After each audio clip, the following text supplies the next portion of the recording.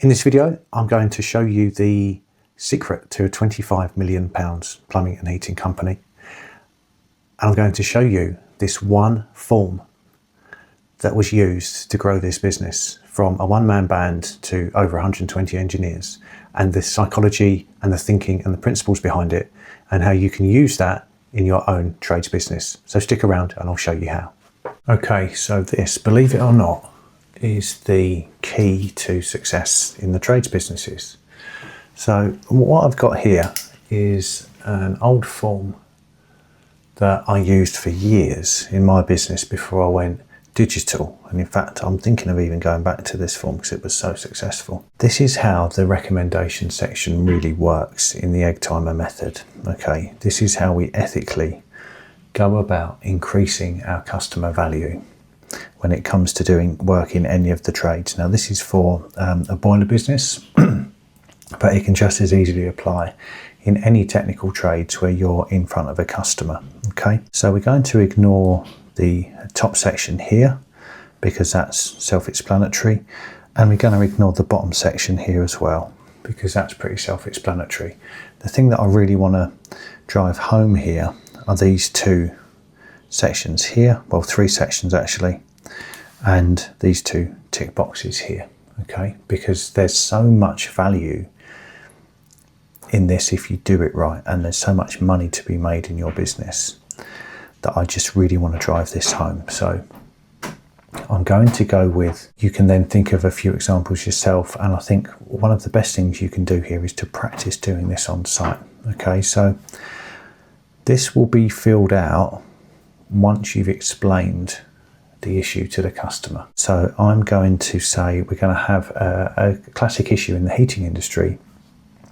It's something called a blocked plate heat exchanger, which is where all the dirt from the radiators gets caught in the thing that produces hot water to the taps for their customers, for the customer, and you have to change or unblock this plate heat exchanger. Okay, so this is how it would work. So we would have found the blocked plate heat exchanger, and we'd have said to the customer, we can change this for you today, okay, and get your hot water back on, but it's only going to block again in the future.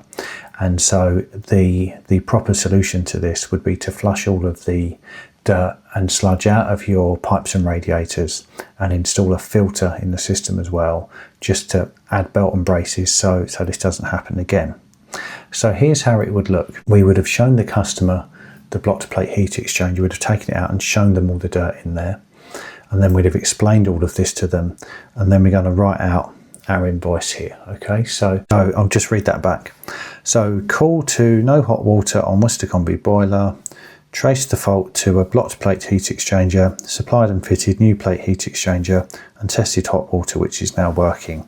That's where most people would stop. Okay, and that's where most people go wrong. This doesn't just apply to plumbing and heating. This could be any job you do, okay, where you know something bigger has to be done, or there's further work that could be done that could really improve things. So this is now, from this point on, think of this as new learning, okay, and a way that you are going to be able to increase revenue for your business in an ethical way. Now this is a really important box, okay, and I'll go over this a bit more from the terms and conditions side of things in another video. But when you make recommendations like this, you must always tick this box, okay? And if you can't see it very well on camera, it says, we are unable to fully guarantee this work. See recommendations, okay? That's really important, because that's going to say to the customer, well, it's two things. First of all, for this kind of work where something's got blocked by sludge in the heating system, we don't want to guarantee it, because there's a very good chance that this new thing that we fitted could get blocked again, and it won't be any fault of our own or any fault of the part we fitted. It will be because of the system.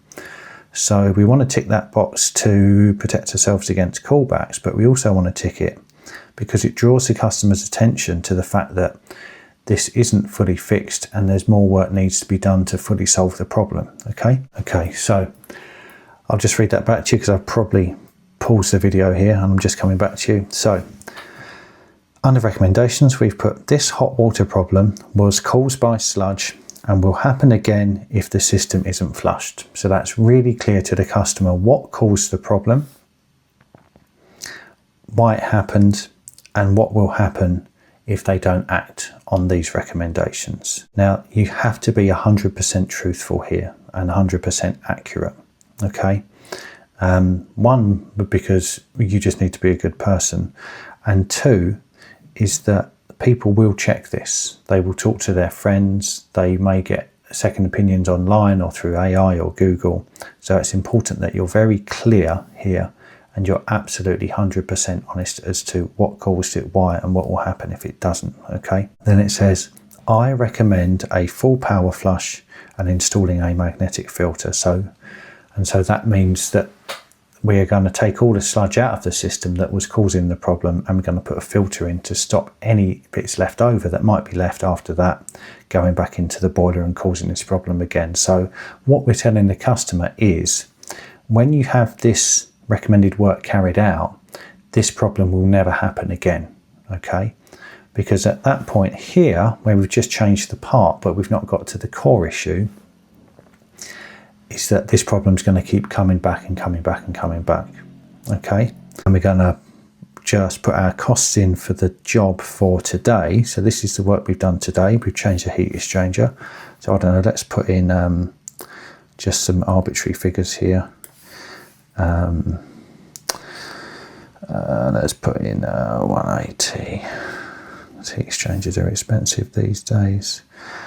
So it's going to say 300. So they've got £300 to pay today, including VAT. So that's just for that job there, okay? And then if they went with the power flush as well, it would be 800 plus VAT, okay? And then we get the customer to sign down here. And when they sign, because of the terms and conditions on the back of this invoice, obviously I can't give any legal advice. You would have to get this drafted properly by a solicitor. But you would have it in such a way that when they sign off on this, that they agree that the current work is not guaranteed, and that they agree that it's a good idea to have these recommendations done. And if they don't, then this work cannot be guaranteed, okay? And if they do have this done, obviously, we can guarantee that that heat exchanger will last. Okay, so that's our worked example. You can think of other examples here of what you could do in your trade. You can do it this way, where there's obviously something that has to be done. And this is probably the best place to start when you make recommendations, something very obvious and very clear that should be done. And then that will solve the customer's problems in future, or it will prevent further problems from happening. Okay, so I'm hoping that makes sense to you, okay? This is something that you just need to practice and get feedback on, okay? You probably need to do maybe 10 or 20 of these invoices like this in front of the customer. You must always write this out in front of the customer and explain it first. Do 10 or 20 of these and you'll start to get a real feel of how customers respond and how to explain it to people, and also how to write it out and be very clear. But from a business side of things, from a revenue point of view, if you look at this revenue here, so this is what you would have really earned really from this job here, would be £120 in labour, okay? And if you were paying for ads, it would probably cost you about between £40 and £60 in ads to get this job. So you'd have only cleared about £60 on this, okay? But there's a good chance that the customer would accept this job here as well, probably within the next couple of weeks. So rather than just having 120, by the time you've taken off the filter and the chemicals, you're probably left with about £650 there in labour. So rather than just clearing £60 after your ads, you would have cleared about £600 or £700, okay?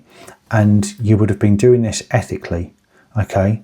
You're not lying, you're not putting pressure on the customer, you're not making things up, you're just telling them what could happen if they don't treat this problem, okay? And by doing that and making honest recommendations, you've you've added so much more money to your job.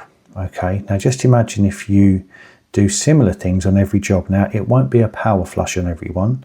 It might just be a boiler service. It might just be installing a filter. It could be a thermostat. It could be fixing a leak somewhere. It could be anything in your trade, but it's got to be honest and relevant to the customer, and it has to need to be done. It can't be made up. But if you do this consistently, can you see how much more revenue you would generate and how much more work you would get from this, compared to if you just imagine just doing this and just billing this, how hard it is, especially when you're paying for ads or various other marketing costs. You can see how this adds so much more revenue. It's like an avalanche of revenue when you do this properly. Okay, feel free to screenshot this invoice and use it as a template. What I do recommend is not doing this digitally, first of all. I think there's real merit even in this day and age. And I'm a big fan of digital, but in this day and age, getting some of these pads printed out, like NCR pads, so you've got a copy underneath like this. So the customer keeps the top copy and you keep the bottom copy, okay? And you can always scan this. You can always take a photo and upload it into ServiceMate or whichever job management system. You can do text recognition, so it pulls all of the text in from it. You know, there's ways of doing it digitally, but I think there's real value in sitting with the customer and talking to them and writing this out by hand, so they can see it straight away and they sign on it here. And it's also, from a customer's point of view, it's really good to have something that they can keep. I've found these stuck on people's fridges before when I've come back to do the work recommendations. In the world of digital and text messages and emails and all that, it's very easy for someone to see an email that's come from you with your job report, and they won't even open the PDF, or if they do, they'll just open it and it will just stay in their inbox and nothing will happen to it. Whereas if you leave them a piece of paper like this, it literally gets stuck to their fridge, okay? And it's front of their mind. You know, it's something where it keeps on where they keep on thinking, oh yeah, I must have this done, okay? So really important, okay? But yeah, this really is, honestly, this is like the 80-20, okay? This is the 20% of what you do in your business will bring you 80% of your revenue and your profit. It's this thing here. This and this are the most important things that you can probably do in your trades business right now to bring you more revenue. I've sat on this for years. I've not shared it because it's so powerful, but I think it will be really useful to you. So we'll give it a go. I'll be interested in your feedback. I'm not really interested in what you think of it. I'm more interested in, once you've done it, what happens and what kind of results you get. And I'd also be interested, if you want to, you can email me copies of these forms that you've filled out for customers and made recommendations, and I'll be happy to give you feedback on how you could improve it and your wording.